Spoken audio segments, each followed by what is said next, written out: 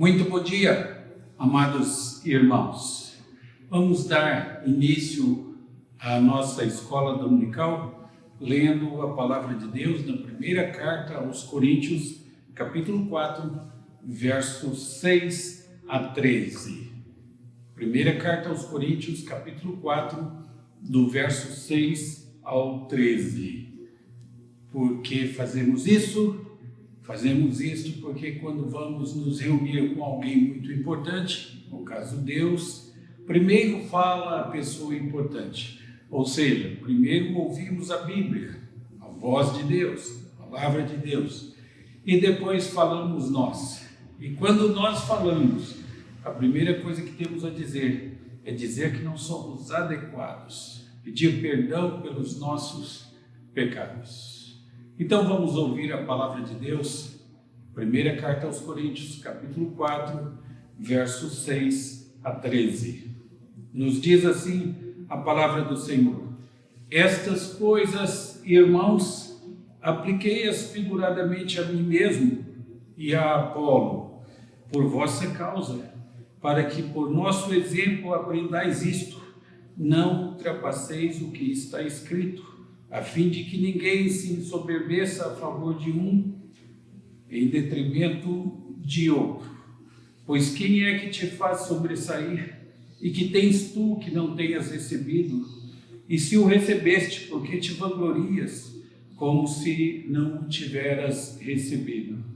Já estais fartos, já estais ricos. Chegastes a reinar sem nós. Sim, tomara reinasses, para que também nós viéssemos a reinar convosco. Porque a mim me parece que Deus nos pôs a nós, os apóstolos, em último lugar, como se fôssemos condenados à morte, porque nos tornamos espetáculo do mundo, tanto a anjos como a homens. Nós somos loucos por causa de Cristo, e vós sábios em Cristo. Nós fracos, e vós fortes. Vós nobres e nós desprezíveis. Até a presente hora sofremos fome e sede e nudez e somos esbofeteados e não temos morada certa. E nos afadigamos trabalhando com as nossas próprias mãos. Quando somos injuriados, bendizemos. Quando perseguidos, suportamos. Quando caluniados, procuramos conciliação. Até agora, temos chegado a ser considerados lixo do mundo, escória de todos. Assim temos lido a palavra de Deus na primeira carta aos Coríntios, capítulo 4, versos 6 a 13. Oramos para que Deus graciosamente inscreva a sua palavra em nosso coração para não pecarmos contra ele. Vamos, neste instante, confessar os nossos pecados. Oremos ao Senhor. Senhor, nosso Deus e Pai, ao olhar para a tua beleza, santidade, majestade e pureza, olhamos também para nós e só enxergamos pecado e maldade em nós. Pecamos com nossas atitudes, pecamos com nossas palavras, pecamos com os nossos pensamentos, pecamos pelas nossas ações e pecamos por nossas omissões. Claramente não somos adequados para comparecer à tua presença. Mesmo assim, nos aproximamos de ti, mas o fazemos pelos méritos exclusivos de Jesus Cristo. A verdade é que sabemos o que é certo, mas amamos o que é errado.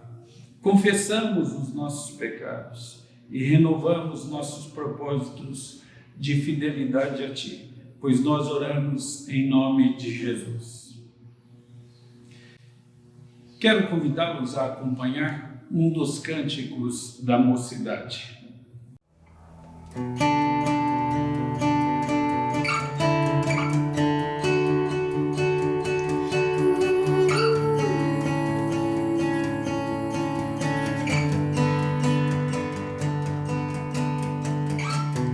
Tua voz me chama, sou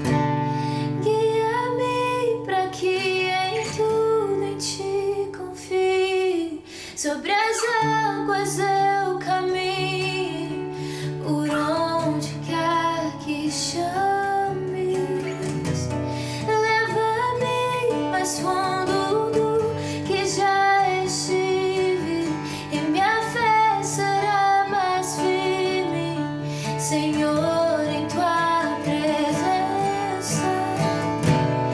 Guia-me para que em tudo em ti confie, sobre as águas eu caminho, por onde quer que chames, leva-me mais fundo do que já estive, e minha fé será mais firme, Senhor, em tua presença.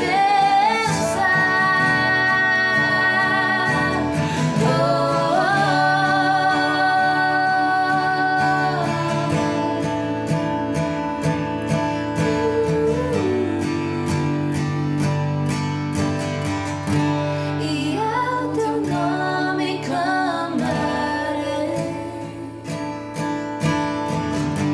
e além das ondas olharei. Se o mar crescer, somente em ti descansarei, pois eu sou e tu és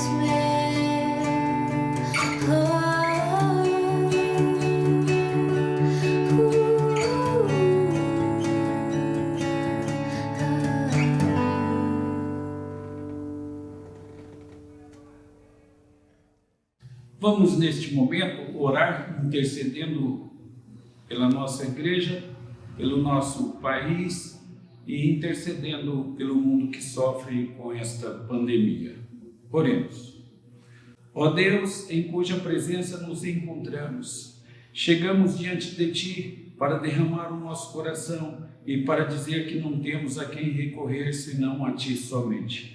Tu sabes que a Tua igreja se encontra privada de suas reuniões presenciais e da comunhão com os irmãos. Assim queremos suplicar que Tu abençoes o Teu povo, fazendo de cada lar um templo e uma escola, um templo em que o Teu nome seja glorificado e cultuado, uma escola em que a Tua palavra seja estudada, aprendida e ensinada. Senhor, queremos suplicar em favor do mundo que sofre com o novo coronavírus. Pedimos em favor dos cientistas para que sejam iluminados por Ti na produção de uma vacina eficaz. Pedimos em favor daqueles que trabalham em pesquisa, buscando medicamentos que impeçam o avanço dessa pandemia. Pedimos em favor dos médicos, enfermeiros e daqueles que trabalham em hospitais na linha de frente no combate ao Covid-19. Pedimos em favor das famílias enlutadas e pedimos em favor dos desempregados. Senhor, suplicamos em favor do nosso país que sofre essa crise política tão escandalosa.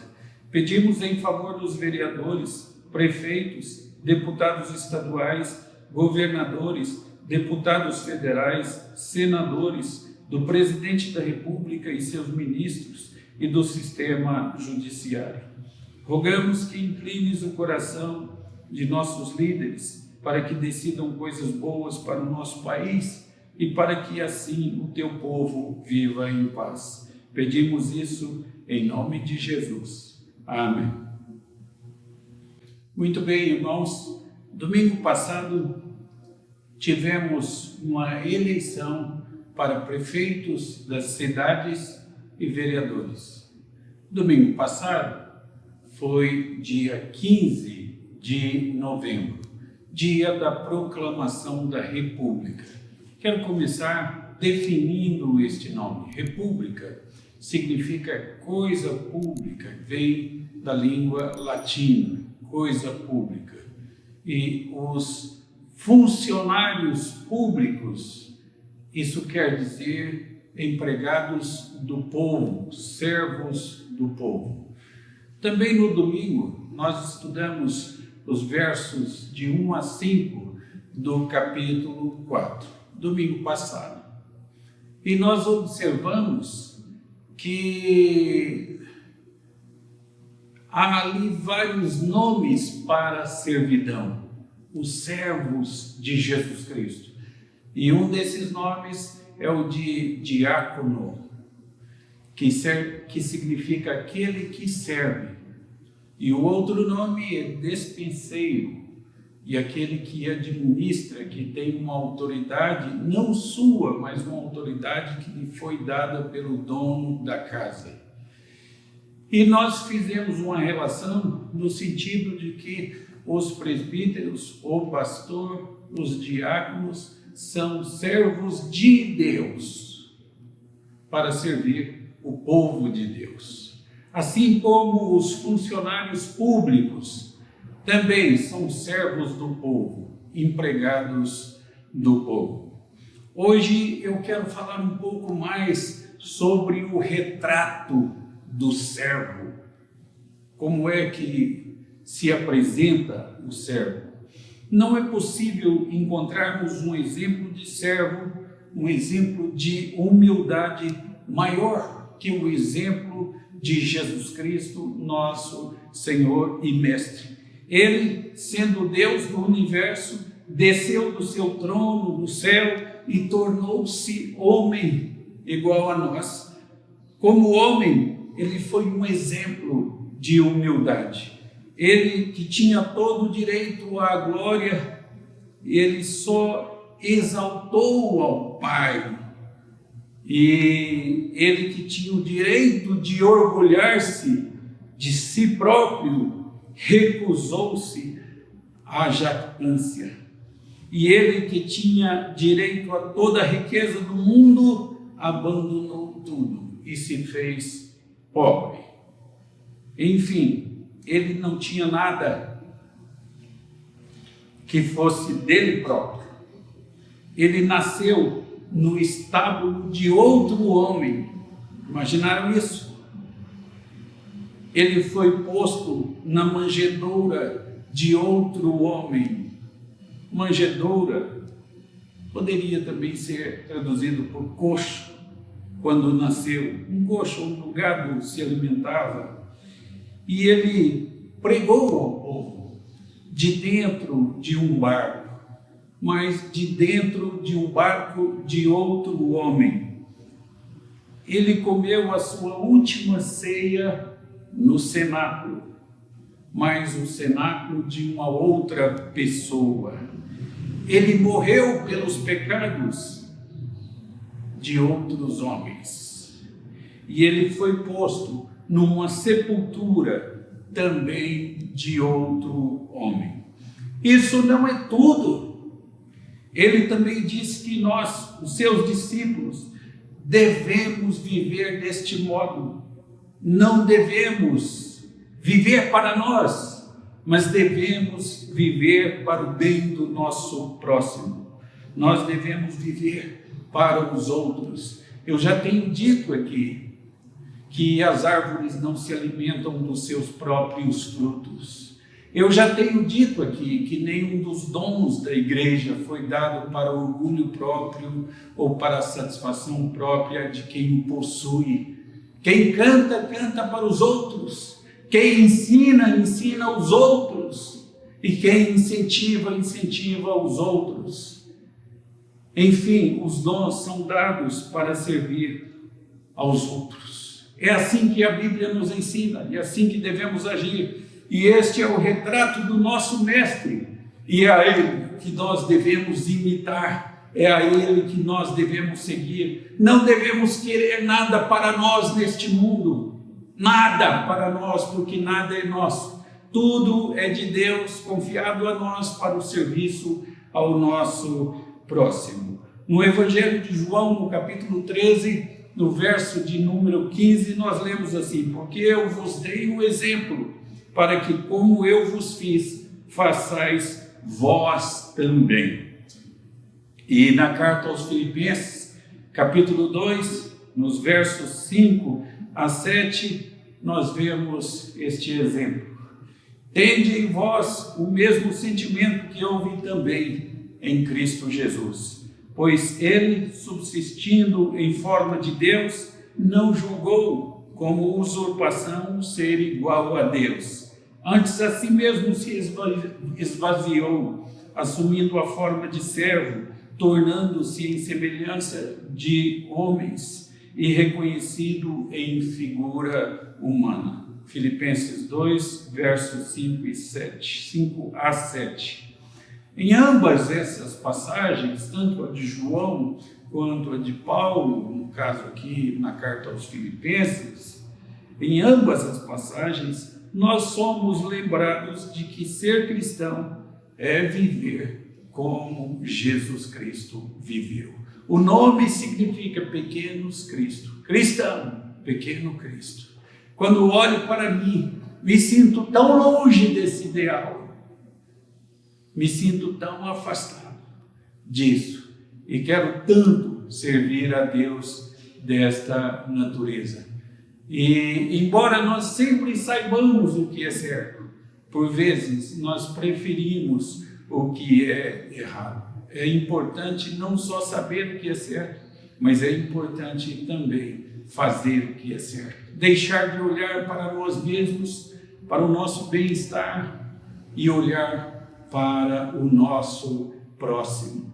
Não existe idolatria pior do que esta, a do nosso próprio eu, o nosso egocentrismo, o fato de voltar os nossos olhos para nós mesmos, para a nossa vaidade e o nosso orgulho. Bem, os coríntios tinham se afastado para muito longe desse princípio básico. Deviam ser humildes, mas eram orgulhosos. Deviam arrepender-se dos pecados, mas eram arrogantes. Deviam dar ouvido às exortações dos servos de Deus, mas tornaram-se críticos de seus líderes espirituais. E Paulo tem a intenção de mostrar a ele onde eles deveriam estar. Ele faz isso apontando para si e para Apolo, como exemplos, e ele contrasta a sua própria condição e a de Apolo com a condição dos coríntios. Então nós temos aqui o propósito do quadro, o propósito do retrato, no verso de número 6. Vamos ver isso aí, o verso de número 6. 1 aos Coríntios, capítulo 4, verso 6. Estas coisas, irmãos, apliquei-as figuradamente a mim mesmo e a Apolo, por vossa causa, para que por nosso exemplo aprendais isto: não ultrapasseis o que está escrito, a fim de que ninguém se ensoberbeça a favor de um em detrimento de outro.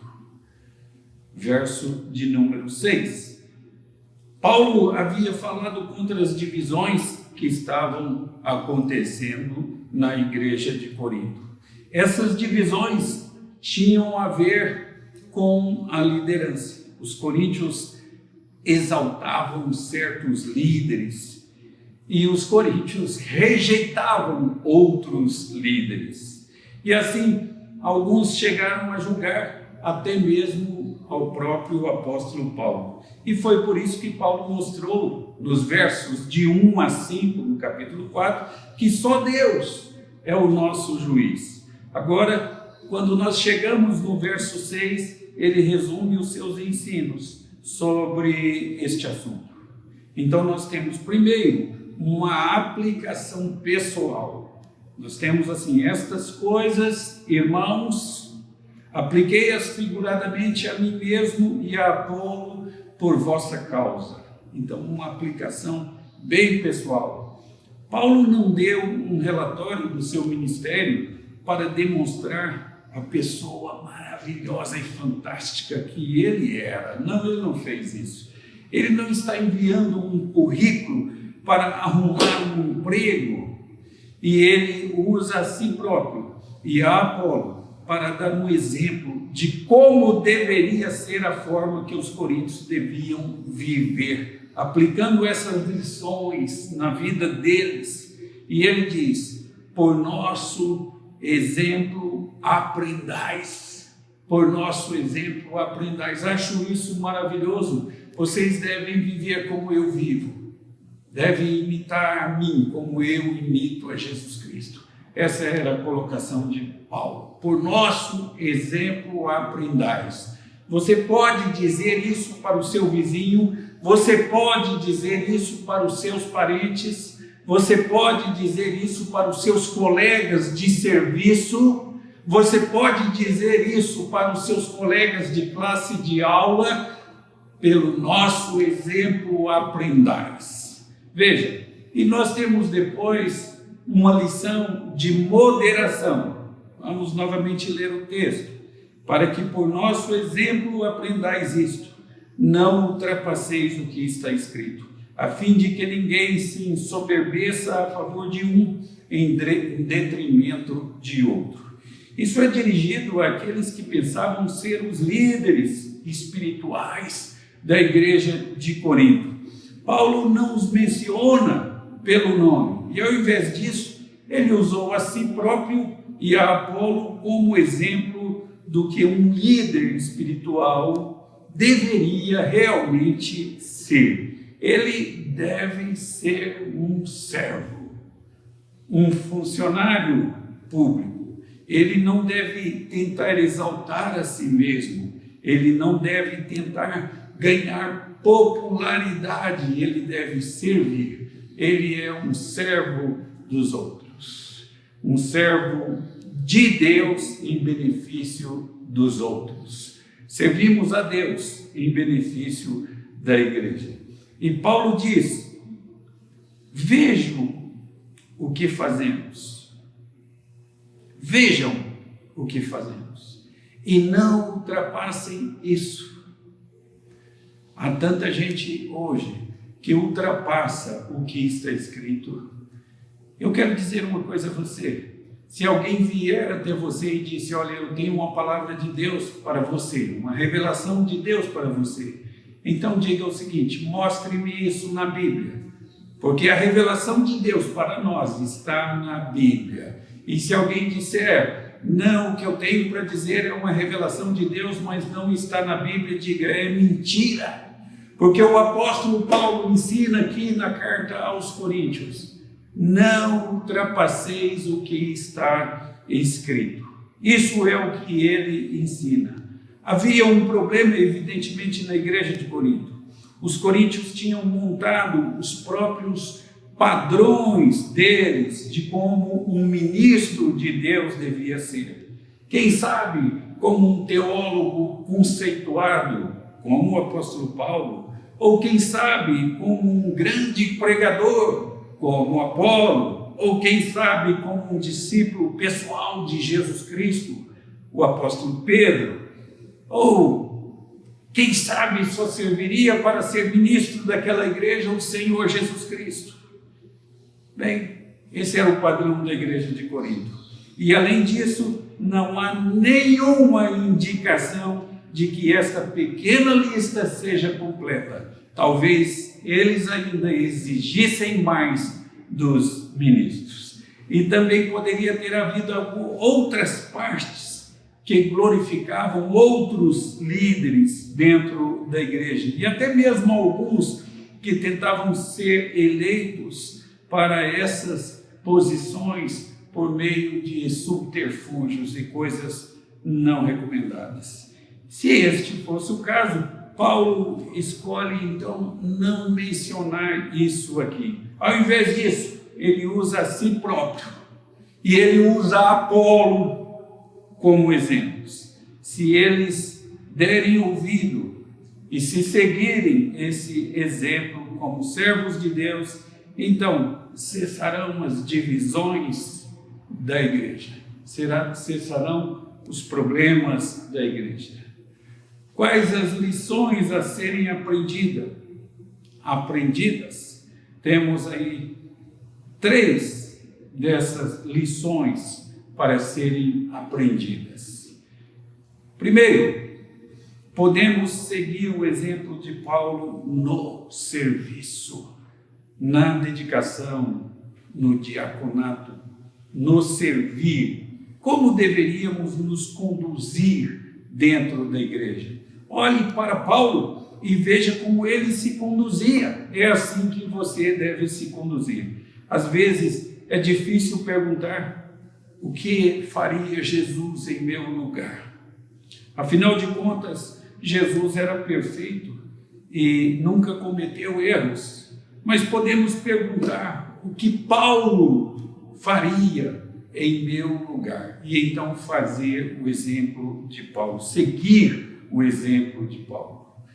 Nós temos um padrão para a nossa igreja. A igreja mudou em muitas formas desde os dias do Novo Testamento, não é? Nem todas essas mudanças são boas, nem todas são ruins. Algumas são para pior. Os escritos de Paulo podem ser usados como uma medida para nos dizer como a igreja deveria ser. E como a igreja deveria ser. Ele diz claramente: não ultrapasseis o que está escrito. Você tem um referencial, a Bíblia Sagrada. Ela é a palavra de Deus e ela não deve ser ultrapassada, não deve ser colocada de lado, não deve ser abandonada. Ela deve ser seguida e somente ela deve ser seguida. Nós não somos seguidores de igreja, nós não somos seguidores de pessoas, nós somos seguidores da Bíblia, seguidores de Jesus Cristo somente. Não ultrapasseis o que está escrito. Eu tenho uma revelação para você que não está na Bíblia, isso é mentira. Não sigam isso. Sigam a Bíblia, que ela é a palavra de Deus. Ela é a vontade do Senhor para a nossa vida. E também nós somos chamados, em terceiro lugar, para ser um padrão para os outros. Nós devíamos poder dizer: se vocês querem saber o que é ser um crente, então sigam-me por uma semana e vejam o que eu faço e o que eu vejo e o que eu digo. Deveríamos poder fazer discípulos com o nosso exemplo. Um velho pastor dizia que você deve evangelizar em todo o tempo e, se for preciso, usar palavras. Olha que convite maravilhoso. Dizer às pessoas: se vocês querem saber o que é servir a Deus, sigam-me por uma semana. Vejam o que eu vejo, vejam o que eu falo, vejam o que eu faço e vejam como eu me comporto. E vocês verão assim o que é viver a vontade de Deus. Você se lembra do que foi que Jesus disse aos fariseus sobre eles, os fariseus? Ele disse aos judeus que seguissem o ensino deles, mas não seguissem o exemplo deles. Por quê? Porque eles eram hipócritas. Eles ensinavam uma coisa e eles viviam outra coisa. Não seja um hipócrita. Se você diz que você acredita em Cristo, então viva como Cristo viveu. Piedade, a palavra piedade significa isso, a vida de Cristo na minha vida. E é assim que vivia Paulo, ele disse isso. E vivo não mais eu, mas Cristo vive em mim. E o viver que agora vivo na carne, vivo na fé do Filho de Deus. É assim que devemos viver. Os outros veem Jesus Cristo nas suas atitudes, nas suas conversas, no seu comportamento, naquilo que você vê e naquilo que você fala. Bem, continuemos aí agora os versos 7 a 8. Nós temos aí o servo arrogante, presunçoso. Pois bem, vamos ao texto, vamos ler. Pois quem é que te faz sobressair? E que tens tu que não tenhas recebido?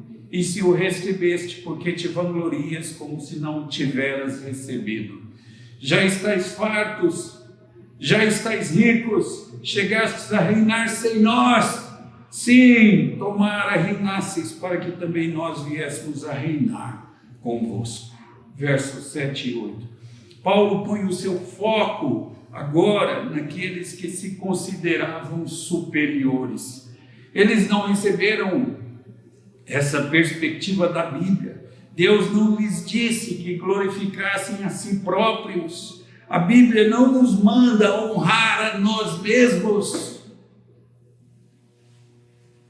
Eles tinham desenvolvido um complexo de superioridade espiritual. Hoje chamamos isso de síndrome de Deus.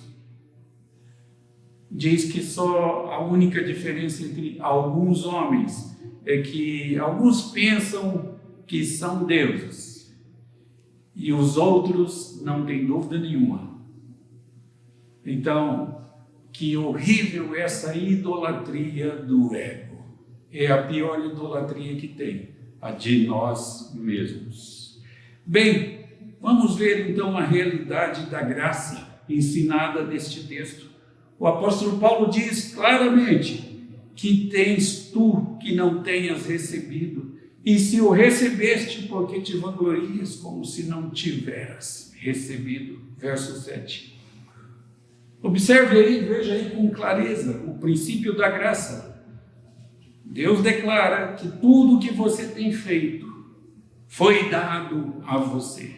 Tudo que você tem na sua vida foi dado a você. Você não conquistou suas coisas, você está enganado. Você não merecia isso. E você acha que você conquistou isso por mérito seu? Não. Deus deu a você. Leia novamente o texto. Diz-nos assim: que tens tu que não tenhas recebido. E se o recebeste, porque te vanglorias como se não tiveras recebido. Esta verdade deveria produzir uma atitude de humildade em nós. Uma verdadeira compreensão da graça sempre deve produzir humildade em nós. Não há lugar para a ostentação na igreja, na vida do crente. Tudo que você tem e tudo que você é foi dado a você por Deus. Se você se gloriar, então você só pode se gloriar do quão grande e bondoso Deus é. Você não pode vangloriar-se na sua beleza, na sua juventude, na sua força, na sua saúde, nos seus bens materiais, no seu conhecimento. Você não pode se vangloriar de nada. Tudo que você tem foi dado a você por Deus. E como nós usamos mal aquilo que Deus nos deu. Já pensaram? Eu fui assistir a um programa do Circo de Soleil. E que fantástico, que coisas maravilhosas aquelas pessoas fazem com o corpo que foi dado a elas por Deus. Números espetaculares. E eu tenho lido livros fantásticos, muito bons, maravilhosos. E que dom maravilhoso Deus deu a esses homens de produzir textos tão ricos que glorificam tanto o seu nome. Eu tenho visto pessoas executando instrumentos, violino, piano, órgão, saxofone e outros instrumentos de forma maravilhosa. Que coisa rica é a potencialidade do corpo humano. E nós nem sequer desenvolvemos tudo isso. Eu olhei para todas essas coisas que já vi no mundo e pensei comigo mesmo: por que é que eu não desenvolvi essas habilidades? Porque Deus me deu um corpo capaz de desenvolver todas essas habilidades. Por que é que eu não fiz isso? Por que eu não explorei mais isso? Sim, irmãos, tudo que nós temos foi dado por Deus. E Ele deu infinitamente mais do que nós podemos imaginar ou pensar. nós não exploramos uma 10ª parte da potencialidade do nosso corpo, do nosso intelecto, da nossa piedade e das coisas que devemos fazer pela igreja e por Deus. Não há lugar para ostentação na vida do crente. Tudo que você tem e tudo que você é foi dado a você por Deus. Se você se gloriar, então você só pode se gloriar do quão grande e do quão bondoso Deus tem sido com você. Uma frase de para-choque diz o seguinte: não há limite ao que você pode fazer se você tiver crédito. A verdade é que você não tem nenhum crédito, porque você deve tudo a Deus. Você é devedor a Deus, de tudo. Todo crédito deve ser dado a Deus. Bem, então vamos ver aqui a reação de ironia aqui. Ironia é uma figura de linguagem, quando a gente diz o oposto daquilo que na realidade é. Então nós lemos assim no verso 7 e 8. Já estáis fartos, já estáis ricos, chegastes a reinar sem nós. Sim, tomara reinasseis para que também nós viéssemos a reinar convosco. Isso é uma ironia. Isso é uma ironia muito grande aqui do apóstolo, essa figura de linguagem. Paulo faz aí essa ironia santificada. Ele faz colocações que refletem a opinião dos crentes de Corinto. E ele diz: vocês já nos deixaram muito para trás, pois somos simples apóstolos, muito longe do crescimento espiritual de vocês. Nós ainda somos apenas servos humildes, enquanto vocês se tornaram reis poderosos. Ora, isso é uma ironia muito grande. E esse povo se exaltou tanto que perdeu completamente a noção do que é ser cristão. Pequenos cristos, o que é ser crente. E é por isso que Paulo compara a si mesmo e aos outros apóstolos com os coríntios. Essa não é uma carta para a igreja dos nossos dias, hein? Ok. Então agora vamos ler os versos 9 a 13, que falam sobre o servo fiel. Então o texto nos diz o seguinte: porque a mim me parece que Deus nos pôs a nós, os apóstolos, em último lugar, como se fôssemos condenados à morte, porque nos tornamos espetáculo ao mundo, tanto a anjos como a homens. Nós somos loucos por causa de Cristo, e vós sábios em Cristo, nós fracos e vós fortes, vós nobres e nós desprezíveis. Até a presente hora, sofremos fome e sede e nudez, e somos esbofeteados e não temos morada certa, e nos afadigamos trabalhando com as nossas próprias mãos. Quando somos injuriados, bendizemos. Quando perseguidos, suportamos. Quando caluniados, procuramos conciliação. E até agora temos chegado a ser considerados lixo do mundo, escória de todos. Versos 9 a 13. Paulo agora diz o que é ser um verdadeiro servo de Cristo. Ouçam isso, funcionários públicos. Ouçam isso, diáconos. Ouçam isso, presbíteros. Ouçam isso, pastores.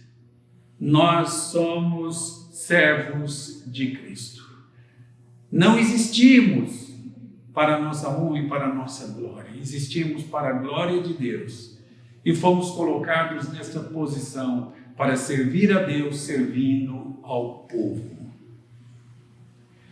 Então, irmãos, não é um quadro bonito o do servo verdadeiro. Não é um retrato confortante. Longe de ser o mais glorioso, o verdadeiro servo de Cristo é apresentado como o mais desprezado. Há uma razão para isso. O mundo sempre menosprezará o servo de Deus. Ser um servo é ser o contrário de tudo o que é desejado aos olhos do mundo. É ser o contrário de tudo que é desejado aos olhos do mundo. O mundo honra aqueles que são nobres, o mundo honra aqueles que são fortes, o mundo honra aqueles que são independentes. Mas Deus, o nosso Deus, honra aqueles que são fracos. O nosso Deus honra aqueles que são simples. O nosso Deus honra aqueles que são humildes e que confiam nele e que dependem dele. Essa é a grande diferença. Nós temos aí então um espetáculo de morte no verso 9, porque a mim me parece que Deus pôs a nós, os apóstolos, em último lugar, como se fôssemos condenados à morte, porque nos tornamos espetáculo ao mundo, tanto a anjos como a homens. A palavra espetáculo é traduzida da palavra grega teatron. Vocês conhecem de onde vem o nosso termo teatro, não é? E no mundo romano, quando o general conquistador voltava vitorioso de uma guerra, ele desfrutava a honra do triunfo dele. E fazia-se uma procissão pelas ruas de Roma, e o general seguia em uma carruagem puxada por cavalos brancos. E atrás dele iam seus soldados, levando as riquezas do reino que havia sido conquistado. Bem, por último, vinha os cativos que tinham sido condenados à morte. Eles desfilavam presos perante toda a cidade, e eles eram um espetáculo para o mundo, expondo a vergonha do sofrimento deles. Esta é a imagem que Paulo usa para ele e os outros apóstolos. Eles estão sofrendo pelas causas de Cristo, e os sofrimentos deles estão expostos para todos contemplar. Eles são olhados pelo mundo e eles são escarnecidos pelo mundo. Você, político, olhe para as características do servo de Deus, do funcionário público, da república. Vocês, pastores, considerem os ensinamentos e o retrato de um verdadeiro servo. Vocês, diáconos, vocês, despenseiros, vocês, presbíteros, considerem essas verdades. Isso é o que significa ser servo e discípulo de Jesus Cristo. Não é a posição de um rei, não é a posição de nobreza, é a posição de um servo. Bem, agora o verso 10 nos fala de loucos e de fracos por Jesus Cristo. Nós somos loucos por causa de Cristo e vós sábios em Cristo. Nós fracos e vós fortes.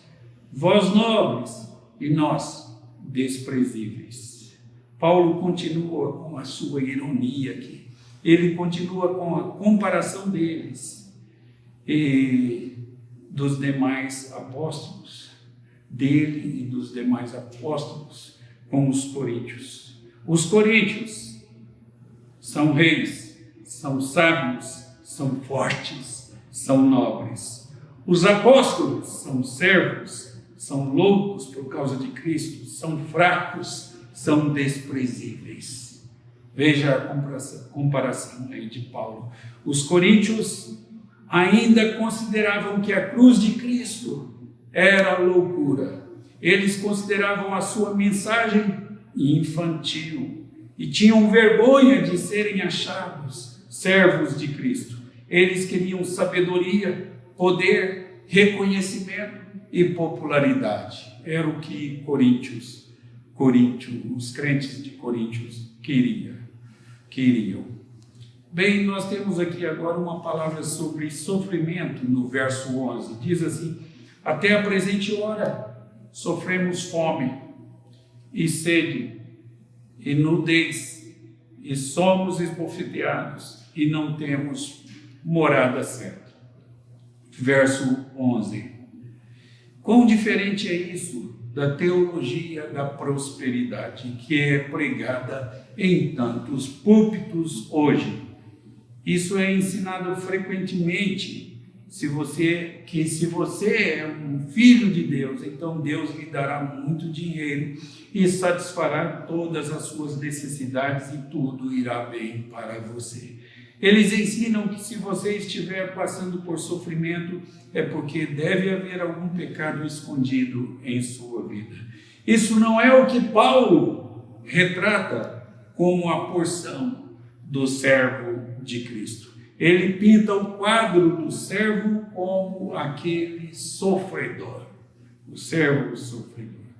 Bem, no verso 13, nós temos uma palavra de humildade.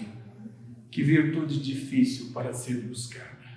Um velho pastor dizia sempre: Senhor, concede-me a graça de ser humilde, mas não deixa eu saber que a tenho.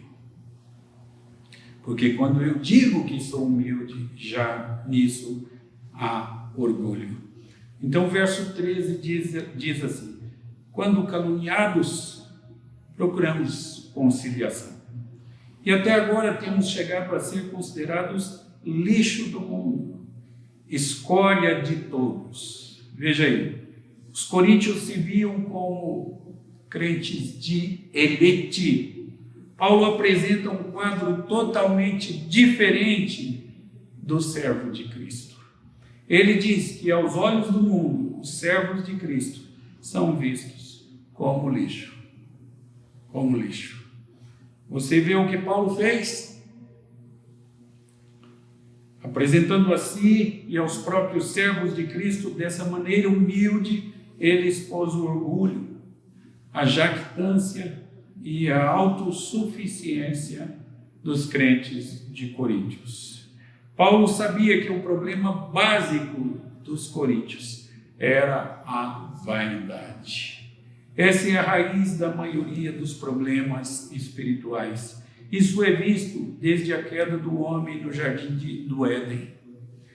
Isso é visto no assassinato de Abel e Caim. Isso é visto na perseguição de Davi por Saul. Isso é visto na atitude dos fariseus rejeitando a Jesus Cristo. Isso é visto hoje quando há problemas em casamentos. Normalmente tem que ver com orgulho, com vaidade, com egocentrismo. Quando há problemas entre pais e filhos, normalmente tem que ver com autossuficiência de uma das partes ou de ambas as partes, às vezes. Quando dois crentes entrarem em conflito, é porque um se julga mais importante que o outro. Bem, eu sou um homem privilegiado porque eu tive amigos maravilhosos, fantásticos. Trabalhava com um homem que faleceu recentemente. Nós almoçávamos juntos 3 vezes por semana e nós conversávamos sobre tudo na nossa vida. Reverendo Jorge Alberto Canelhas, um grande amigo. Éramos grandes amigos. Recentemente,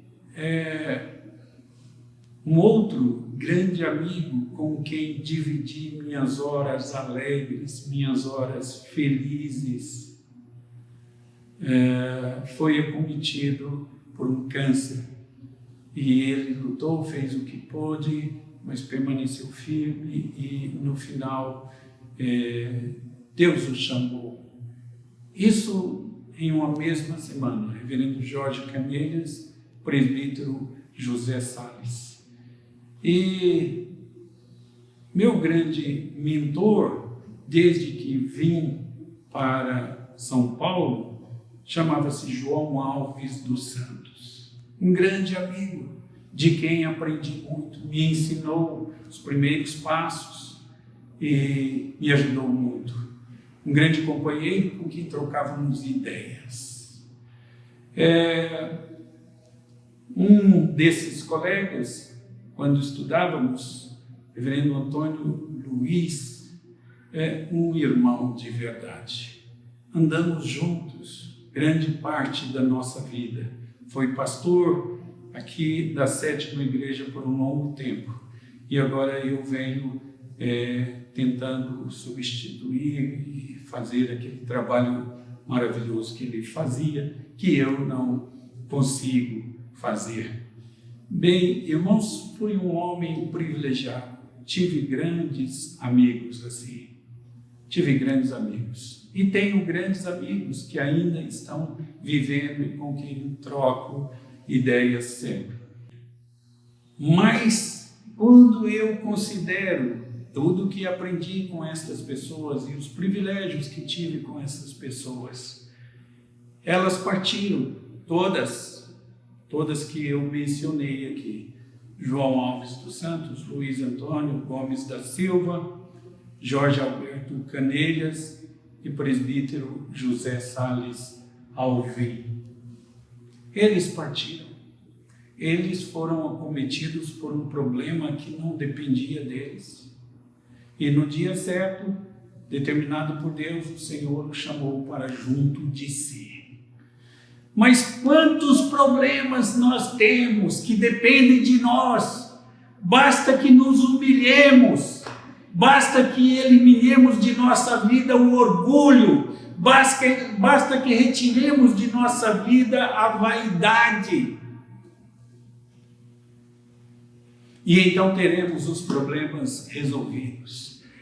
É preciso que vivamos de forma humilde, enquanto Deus nos concede a graça de aqui permanecer. Bem, isso ainda é visto hoje. Quando há problemas em casamentos, normalmente tem que ver com orgulho. Quando há problemas de relacionamentos, tem que ver com vaidade, com orgulho, ou com coisas que nós podemos decidir e tirar da nossa vida. Mais de 90% dos problemas que temos são colocados na nossa vida por nós mesmos. Nós podemos tirar, sendo humildes, não sendo orgulhosos, não sendo vaidosos. Você está no meio de um conflito com outra pessoa, um outro irmão. Aqui está a raiz do seu problema. É um problema de egocentrismo, é um problema de vaidade, é um problema de orgulho, é um problema causado por ausência de atitude servil. Você foi chamado para a posição de servo.